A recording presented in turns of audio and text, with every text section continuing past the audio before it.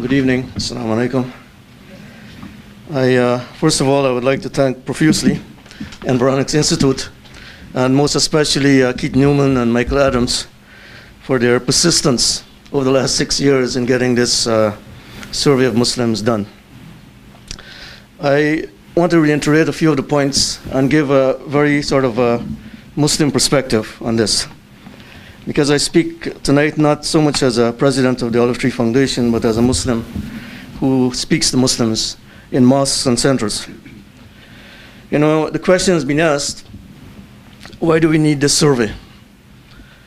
It certainly would have been nice not to have to do it. But to be a Muslim Canadian today is to be a person under scrutiny.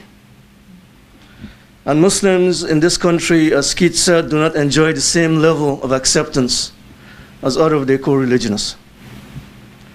So this survey is indeed timely and it's needed. It enables us to look beyond the rhetoric, the perceptions, the portrayal of Muslims in this country, and to get a picture of how Canadian Muslims are faring and how they are regarded by others in this society. Since the survey was released, a few aspects have been highlighted in media reports. One is the numbers that show some Muslims, especially younger Muslims and women, who tend to identify slightly more with their Muslim identity as opposed to their Canadian identity. You know, I read an article by the CBC reporter Neil MacDonald, who wrote an op-ed piece immediately after this. And he said that, you know, Canada is a multi-culti community of communities. A multi-culti community of communities. What he's indeed saying is that all of us are navigating our multiple identities. And he made the point that, you know, in Quebec, it's hard to find the Canadian flag. And if you are practicing Jew, you tend to primarily identify yourself as Jewish. And if you are practicing Christian, primarily as a Christian first. But beyond the headlines from the survey, you know, one of the primary headlines that was captured was that Canadian Muslims are very proud to be Canadian, more often than others in this country, and they're optimistic. We are very optimistic about this country. But as Keith said, context is very important. You know, last year, Canadian Muslims were feeling very vulnerable. The last government was playing, you know, the Islamophobic card. And the other context that we should also sort of take notice of is that what's happening in other Western societies, especially south of the border, as we've been seeing recently. And this is reflected in the numbers as well. 84% of Canadian Muslims think they are treated better in this country than in any other country. However, despite this strong attachment and affiliation to Canada, the fact that 35% of Muslims have reported experiencing discrimination or unfair treatment in the past 5 years is concerning. It's concerning.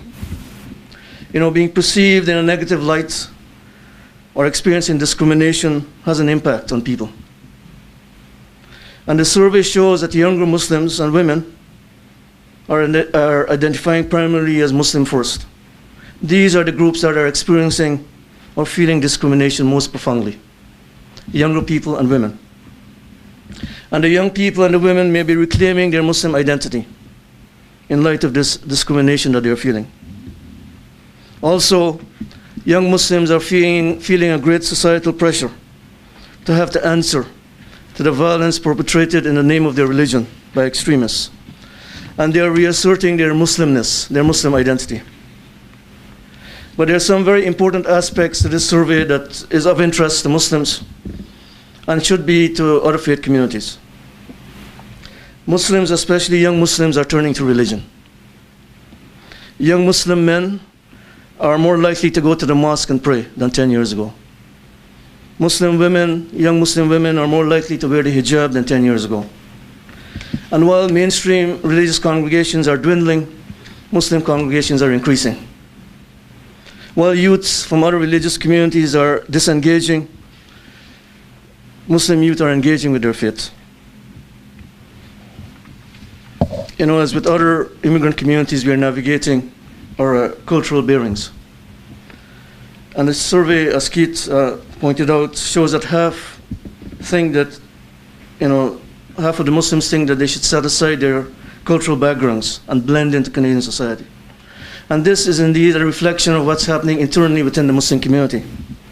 There's this internal debate of how we separate our cultural expressions of Islam brought from our home countries from the religious principles. And how do we navigate and develop a Canadian Muslim identity? And how do we become and develop a Canadian Muslim culture?